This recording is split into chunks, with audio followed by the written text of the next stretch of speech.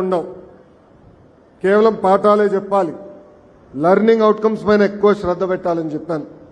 అందుకే మీరు చూస్తే మేము ఇచ్చిన పుస్తకాల్లో కానివ్వండి, బెల్ట్లో కానివ్వండి, బ్యాగ్ పైన కానివ్వండి గౌరవ ముఖ్యమంత్రి గారి ఫోటో లేదు.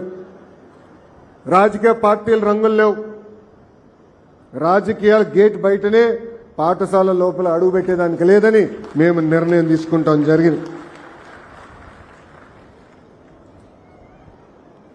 భారతదేశంలో ఎప్పుడు జరిగిన విధంగా ఒకే రోజు రాష్ట్ర వ్యాప్తంగా ఒక పండుగ వాతావరణంలో ఈరోజు పేరెంట్ టీచర్ మీటింగ్ జరుగుతుంది. ఆంధ్ర రాష్ట్రంలో మీరు చూస్తే సుమారుగా 2.3 కోట్ల మంది ఈరోజు ఈ కార్యక్రమంలో పాల్గొంటున్నారు. ఈ కార్యక్రమంలో ఉపాధ్యాయులు, తల్లిదండ్రులు, అదేవిధంగా అధికారులు అందరూ కలిసికట్టుగా మన పిల్లల భవిష్యత్తు కోసం అనుసంధానం అవ్వాలి. ఈ కార్యక్రమం ద్వారా మీరు ఉపాధ్యాయులకు చెప్పాల్సినవి ఉంటే తెలియజేయమని నేను కోరుతున్నా. అంతేకాదు ఉపాధ్యాయులు అందరూ మీతో కూర్చున్నారు. ఈరోజు మన పిల్లలు ఏం చదువుతున్నారు, మార్కులు ఎలా వచ్చినాయి, అవన్నీ కూడా మీకు వివరిస్తాం జరిగింది. అందుకే ఇక్కడున్న తల్లిదండ్రులు అందరూ కూడా కోరుతున్నాం, మనకు కూడా బాధ్యత ఉంది. గురువు పాఠాలు చెప్తారు, హోంవర్క్ ఇస్తారు.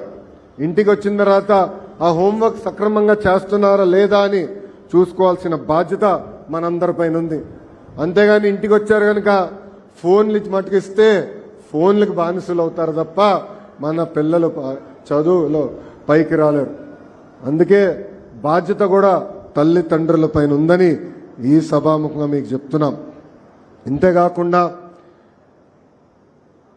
గౌరవ ప్రధానమంత్రి నరేంద్ర మోడీ గారు ఏక్ పేడ్ మా కే నామ్ అంటే అమ్మ పేరుతో ఒక్క మొక్క నాటమని ఆయన పిలిపించారు.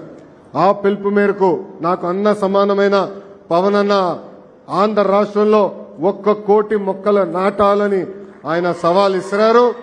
ఈరోజు ఈ సభాముఖంగా చెప్తున్నా, పవన్ అన్న విసిరేసిన సవాల్ని నేను స్వీకరిస్తున్నా. ఒక్క విద్యాశాఖ ద్వారానే 1 కోటి మొక్కలు నాటి 3 సంవత్సరాలు ఆ మొక్కలు పెంచే బాధ్యత మా పిల్లలు తీసుకుంటారు. అందుకే మన పిల్లలకి గ్రీన్ పాస్పోర్ట్ ఇచ్చాం.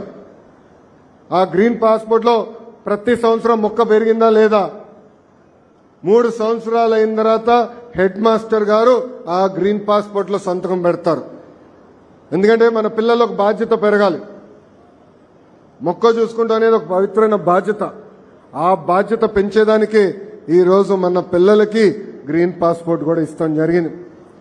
ఇక్కడున్న పిల్లల్ని అందరినీ నేను కొన్ని విషయాలు చెప్పాలనుకున్నా.